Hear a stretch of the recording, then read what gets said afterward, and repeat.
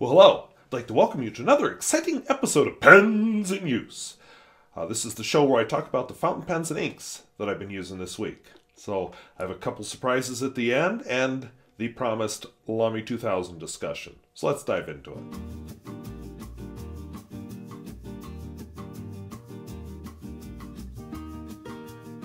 If videos like this interest you, where I talk about fountain pens both new and old and at all price points, I would invite you to subscribe. And if you'd like to comment on any of the pens or inks that you see here this week, possibly the Aubergine comparison, or the Lamy 2000 discussion, or the two little pen surprises popping up, please feel free to leave a comment down below. And of course, any of these pens which I have reviewed or done a first impression of, I have a link to the video down in the video description. So let's dive into it. So the pens I have in use this week, Platinum President, which is actually going to be an update on another discussion related to this pen, the PenBBS 355. You haven't seen this in a long time. Soyuz AP, a Soviet pen. I'm realizing I need to get busy and film reviews on some of these pens that have had enough video, or have had enough exposure, just no video.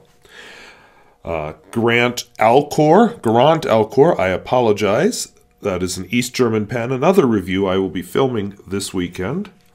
This one I have filmed several years ago, so the description is down in the video description, or the link is down in the video description. Wow. A Markant M7720, East German. Lamy 2000 Broad, which I no longer remember why I include. Oh, well, it's here. It actually wasn't meant to be a part of this video, and I just realized that, but it's here now, so we'll go with it. Lamy Ion, another review I'm going to be filming this weekend. I have a 4-day weekend, so I'm going to take advantage of it and get ahead on some videos. Pilot Custom 823, which is almost empty. Won't be here next week because it'll be empty by then. An Inoxcrom Caravel 1920. Kvitko V14S, which is part of the Lamy discussion, and the Lamy 2000, which obviously is part of the Lamy discussion. As always, I'll be recording this in my Bomo art journal from Budapest, Hungary. I was just looking how many pages I have left and remembering how long it took for these to arrive last time I ordered them, so, you know, maybe time to decide, do I order more of these or do I go with a different notebook? So, I don't know, I have time to decide, but let me know if you like these Bomo art journals for these pens in use, or if you'd like to see a different paper. Just throw out there, I use the Epica journal for my pen reviews because it's excellent paper. And that's another one I've got to reorder, but that one arrives a lot more quickly. And I use this random W.M. Morrison's journal that I was given, which was found at a supermarket chain in the United Kingdom for my first impressions. And if you're a fan of IGTV, I just use regular Rodeo dot pad. So let's take a look at how these pens write. We'll begin with the Platinum President. I inked this pen up with Krishna Kanikonna ink, which is from a very pretty tree, or at least the color, as I would guess the ink is not, because I had complained about this ink being too pale and crustalicious on my PenBBS 355. It was all over the nib. I was having hard starting problems. It was quite the mess.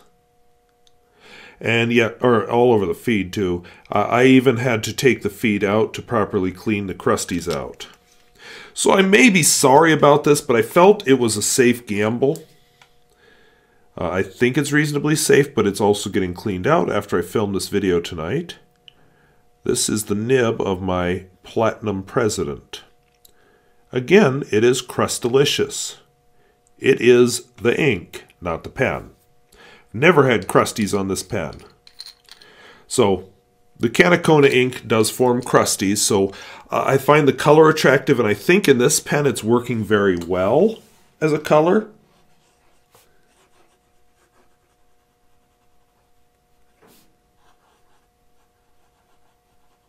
I don't know what you think, but I think that's rather attractive. But the crusties, not so much. So I think this is an ink worth keeping, but possibly in a different pen. I just need to find that perfect pen.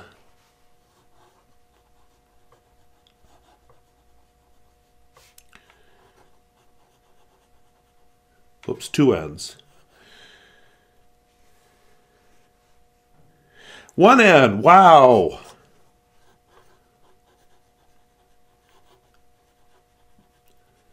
Just off screen where you can't see it is where I have my spelling and all my notes written. Krishna Kanikonna.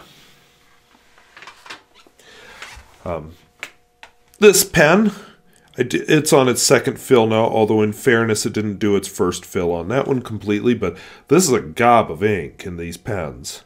This is a PenBBS 355. This is kind of like a coned bulk filler, just a slightly lower budget than that pen.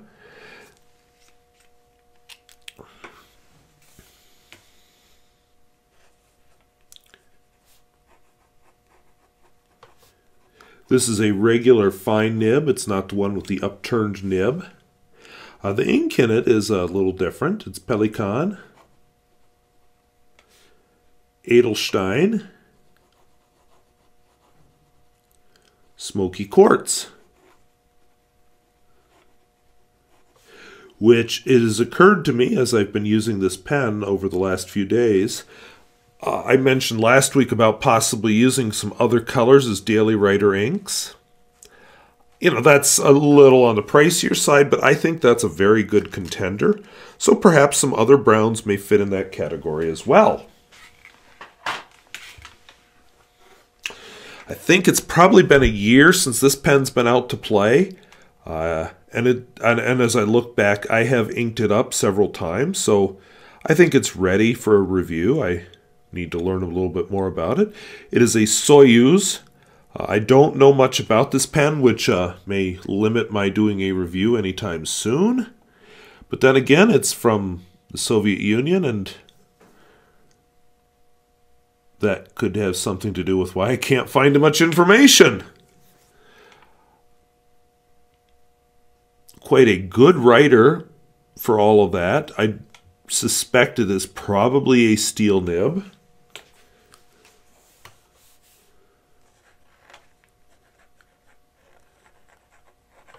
I could be wrong. They did have some gold nibs too. Soyuz AP. So if you have a good source for information on Soviet pens, that would be super duper swell. I've only found the basics. You know, Richard Binder has some useful information. I have a Avocado also in the private reserve. I have a full bottle of this. This is just a sample. I don't know that either of them are particularly avocado-y. This one is reminding me a bit more of the flesh of the avocado, but not particularly amazing. Another pen I want to review soon, which may end up going up without a lot of information, is the Garant Alkor. Garant was an East German manufacturer. It's not one of the ones that survives to today. Surprising, because it is a rather high-quality pen. Now that I say that, I do recall Stephen Brown recently reviewed a pen made in the former East Germany by a company that had survived the transition from East Germany to Germany. So I need to look that up and see if that's a worthy possibility. So this is a steel nib, and I got in a little trouble with a couple of my viewers for making the remark about, you know, it's steel nib, so probably ain't got no flex, no how. Well, you know, in general, most steel nibs don't have a lot of flex, but they can. I think the Soyuz, if that's steel, definitely has some flex. This one has some flex. I have several examples with some flex. Certainly not vintage flex, which, you know, anytime you call a pen that's flexible, but it's not, you know, a vintage pen, you get somebody who'll be upset about that too, because can't please everybody all the time, so don't even bother trying. But it is worth noting that I'm getting some flex out of this steel nib. The ink in it is one of my favorite blue blacks, even though it's not exactly a rare one.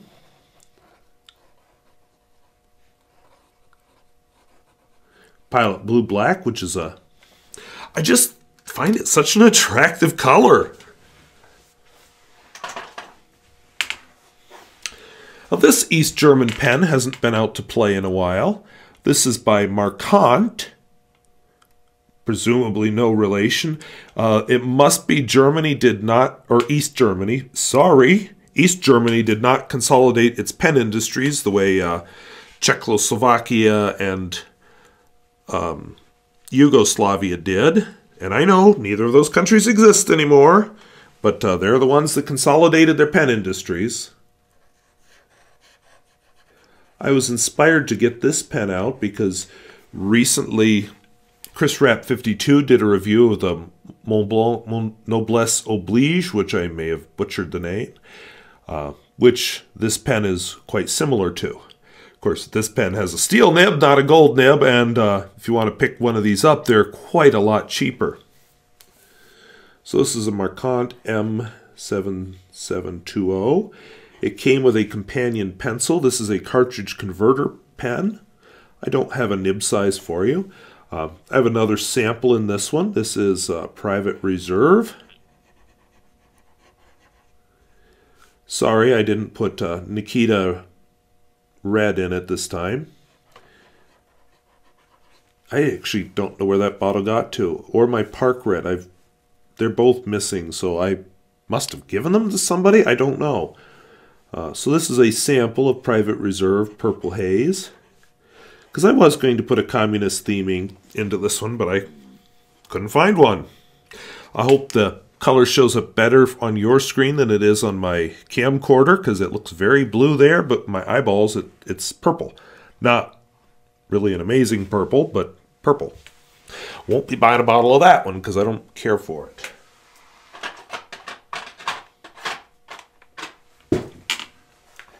But hey, that's part of the fun of samples. This is my Lamy 2000 Broad, which I don't remember anymore why it is in this batch, because it's almost empty. And I have too many pens inked up this week anyway. But I know I had a reason when I laid it down, so maybe I'll think of it while I'm recording this video. Lamy 2000 Broad, Noodler's. Oh, I remember why. Let me finish this. Noodler's Black Swan in Australian Rose. I like this ink a lot.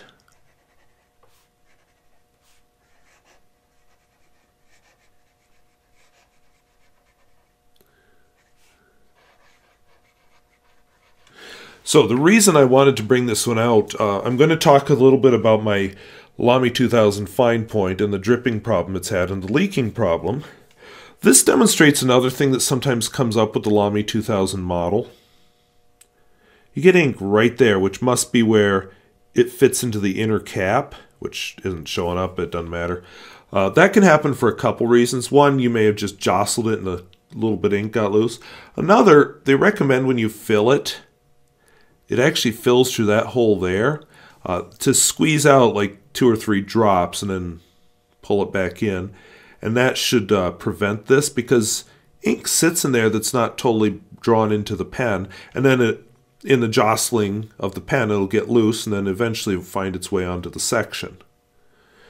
So that is not the problem I was having with the Lamy 2000 fine point. So when I get to the fine point, we will talk about that.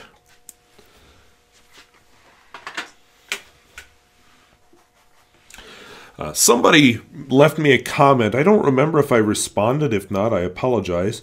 why don't you just use the Lamy Ion? And when are you going to review that thing anyway? Which jostled my memory that, hey, maybe I better review that thing.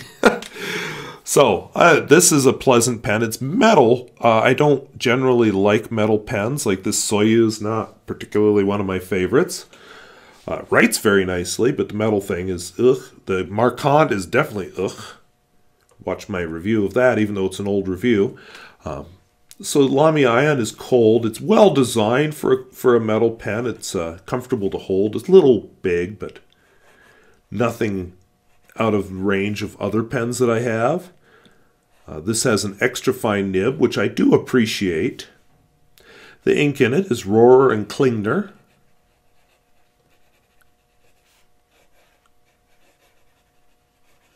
Aubergine. I forgot the N in Klingner. Because this isn't Corporal Klingner, it's Klingner.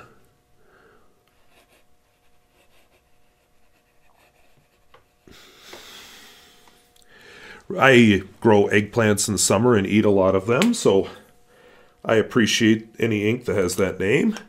Although I only have this sample and the bottle of the Atramentis that we'll be talking about in the very next pen. Speaking of let me keep that out. Something else I just happened to think I should show you. Okay, speaking of which, I was talking last week about how I'm experimenting with different inks as daily writer inks to kind of switch up my colors.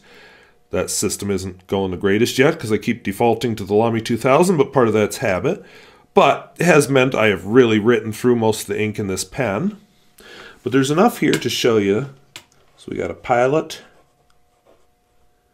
Custom 823. I will tell you that this pen is wetter than the Lamy Ion, so that's part of the issue that's going to pop up here. The ink is Atramentis, Aubergine,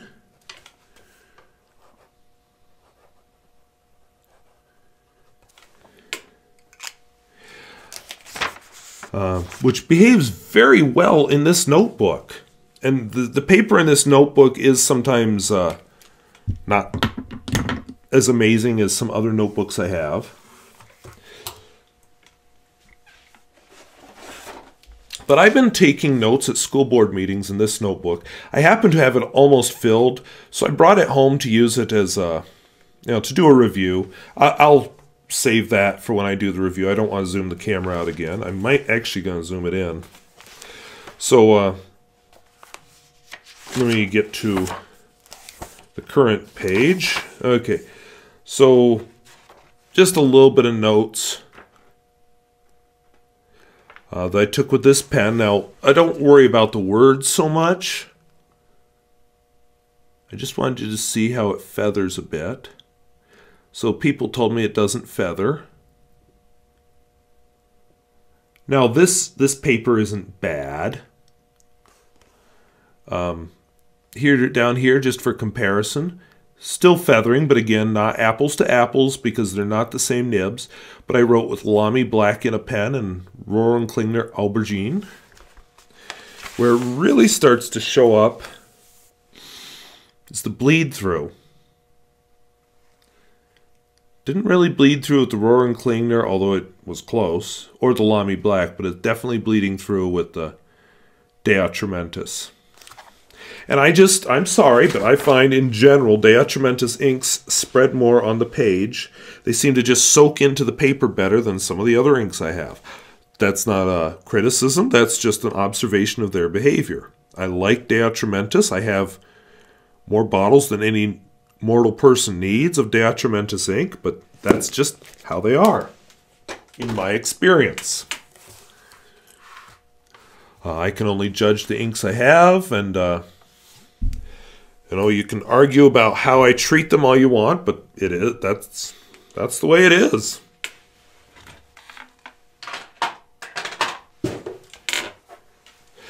This week I published my review of a Spanish fountain pen, an Inoxcrom Caravel 1920. And you're thinking, okay, 1920, the company wasn't started till the 1950s. True! I didn't make this clear when I did the first impression, but then I didn't know a whole lot when I did the first impression because it's a first impression. I try to just give impressions of the pen and not have a lot of information I don't have. But Caravel is apparently a type of ship that is a Portuguese word. As a Portuguese viewer and YouTuber, I'm going to mess this up. Objetos de Escrita reminded me. Cartridge converter pen. Kind of a Mont Blanc-esque look. I will admit the ink has been interesting. I want to try a couple other inks in this pen. Okay. Inoxcrom. Oh, and I learned since filming that video that Inoxcrom is back. Now owned by employees and still producing a few fountain pens that I guess you can find in higher-end stores in Europe. Not in any store in small-town North Dakota, but what can you find at all in small-town North Dakota? We're losing another store.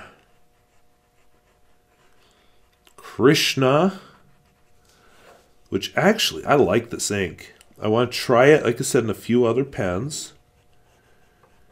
It has the potential to have some very interesting shading. A little dry, but that's okay. And I want to try some other inks in this pen. Again, that's part of why I go through 3 full fills before I do an actual review on a pen, because, you know, maybe the first time it was just the ultimate ink for the pen. Next time, or maybe the first time was just the most god-awful combination of pen and ink you can imagine. You don't know until you try them.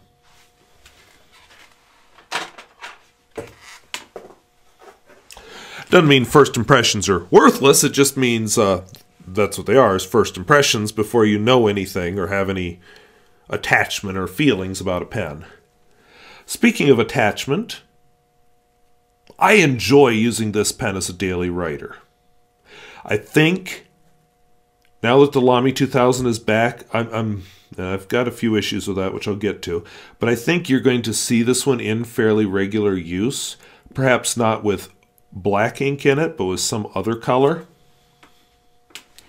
This is my Kvitko V14S. It's a pen of the 1960s, and it looks it. It's just a very cool looking pen.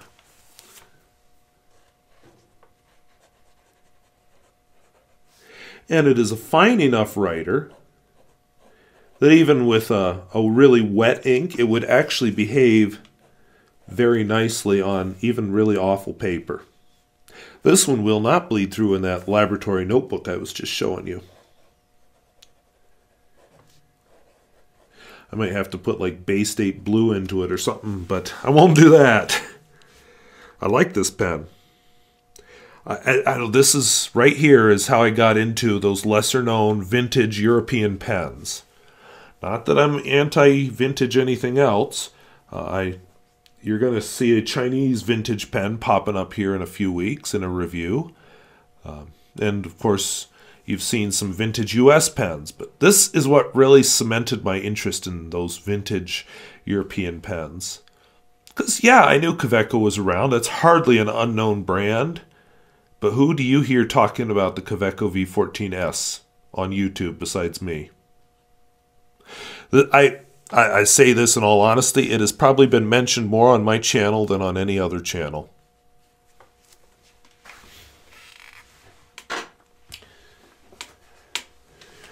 And some of you are going, who cares? So let's move on. This is not my Lamy 2000 that you've been seeing for years as my daily writer. This is a different pen. This actually had a medium oblique nib in it, which has been taken out. I may find a new home for it at some point. In the meantime, I'll show you the other pen body because we're going to look inside it. This is the original. You can definitely see what somebody in the comments called German wabi-sabi. You know, just that whole aging thing. I guess I get to start over with the aging. I'll get into what's wrong with what's been wrong, but let's do a writing sample. Little condensation that has probably more to do with the fact this has been in and out of weather. It still seems a little broad to me, but not as bad as it was, and it turns out with good reason. Partly, I got kind of used to using the Kvitko V14S in the interim, but here's the other part. I do think that the tines are a little more separated, and apparently Lamy's fines are a little broad and a bit inconsistent in width. I apparently had a good one, which went nib first onto the floor. So let's talk about nib first onto the floor. That's one of the special features I promised. This is that cursive italic, medium oblique nib that I was talking about. I figured it's as safe here as anywhere. And I was having a lot of leaking right around here. Now, it seems like the gap's a little big. I don't know why that is, but that's not really the problem. Let's open it up and find out. And I, by the way, do not recommend doing this with the Lamy 2000. I think this is a weak point of the design. There's just too much here. You can lose this bit, and then good luck capping the pen. And I'm going to make a comment about the ears here in a minute, so let's just set them down. Nib and feed, I've just recently done 2 Lamy pens. This is the same as what you would find, essentially, in a Lamy 99. Similar feed and nib, just not clipped together in the Lamy 27. And then the newer Lamy 27, it is the same. And then this is another part that's easy to lose. But this is the Tintomatic feed that works better with pressure and temperature variations.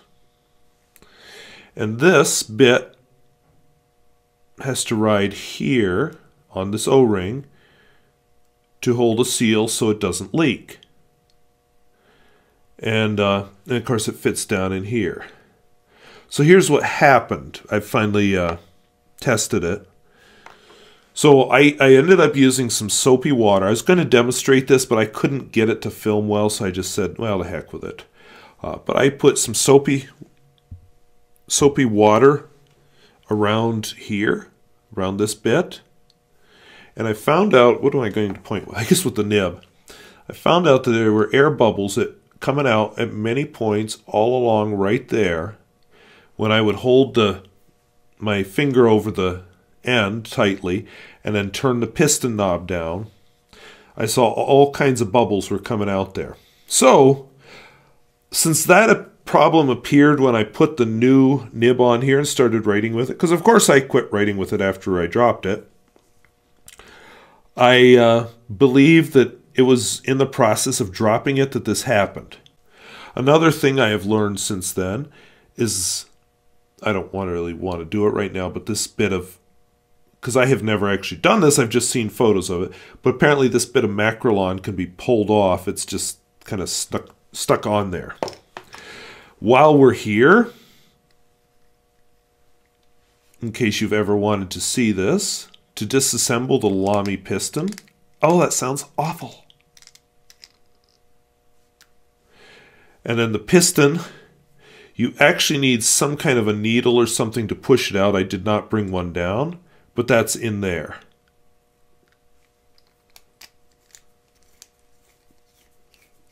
And then, of course, it screws back together. There's you can see the piston. I didn't bring that tool down that I need to push out, like a skewer or something. I don't have it down here. It doesn't matter anyway. Now, I mentioned these ears. Let me put this piece back in before I forget. This has to be lined up rather perfectly.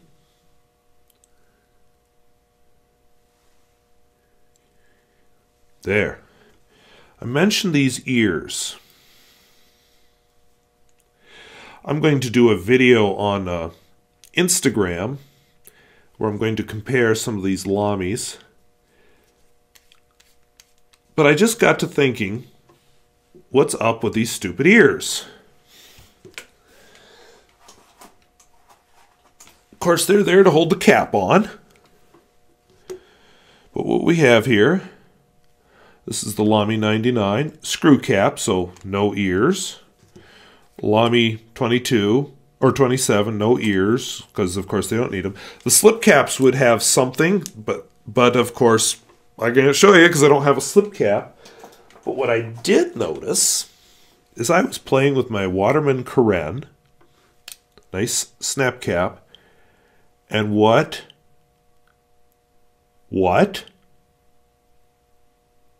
How come nobody talks about those ears? So I just found that interesting. Apologize for the condensation. These pens sit on the floor while I do this, and it is a very cold basement, and I'm barefoot in my feet, or I can't feel them anymore. So the pen is probably cold as well. So I'll be talking about that in my IGTV video tonight, but that's what allows the cap to snap on so nicely. In other news, I had two different people comment on my Inoxcrom video. I guess I must have mentioned a Romanian pen. I did show this a few weeks ago in my pens in use, but I'll show it again because a few people asked. This is a Romanian Flaro Vegas. Flaro Vegas right there. That's the only branding I see on it.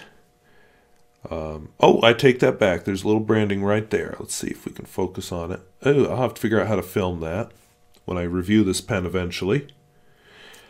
Uncap it. It's just a slip cap. There I was trying to turn it. This is a more normal for a slip cap way of holding the pen on, just kind of a collar. I believe like the Parker 51 is that way.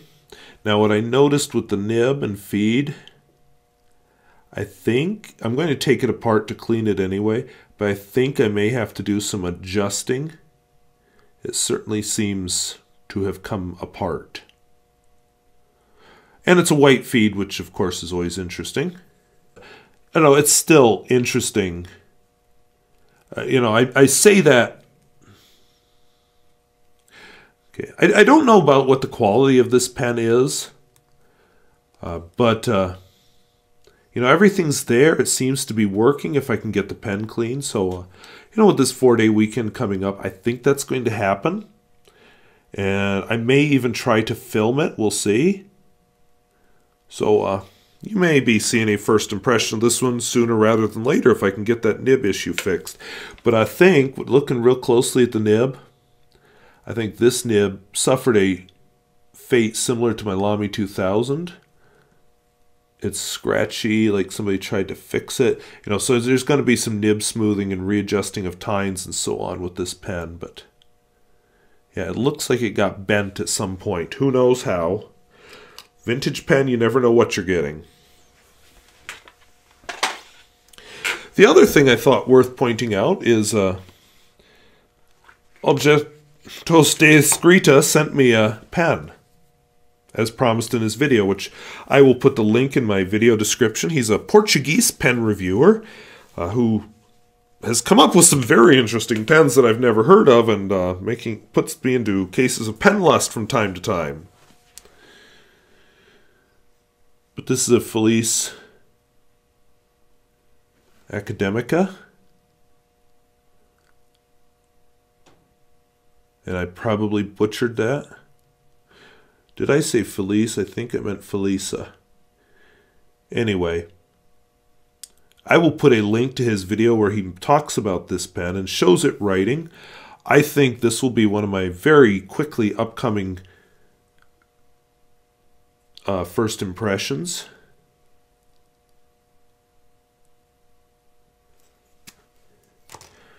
This nib definitely looks to be in better shape than on that poor Romanian pen.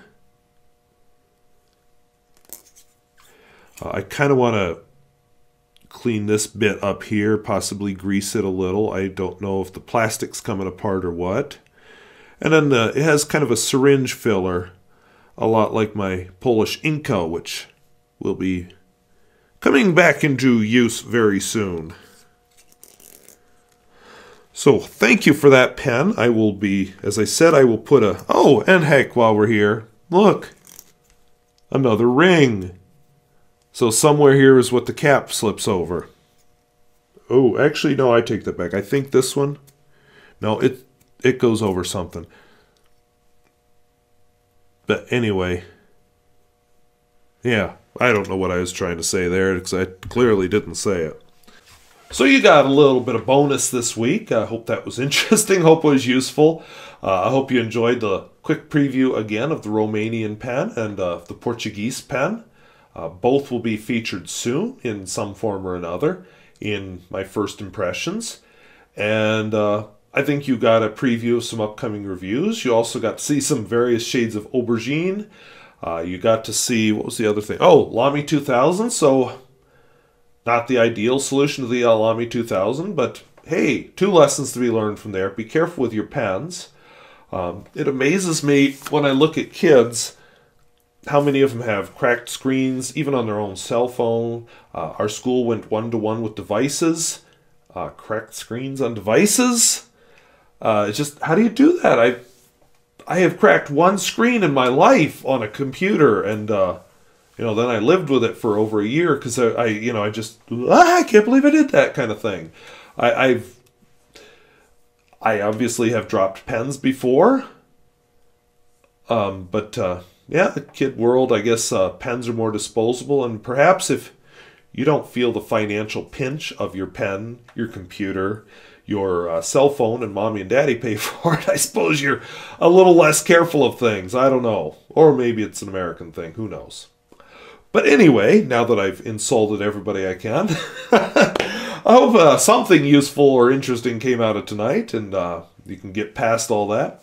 So, I want to thank you for watching, and if videos like this interest you, where I talk about fountain pens both new and old and at all price points, and personally offend all comers, please feel free to subscribe.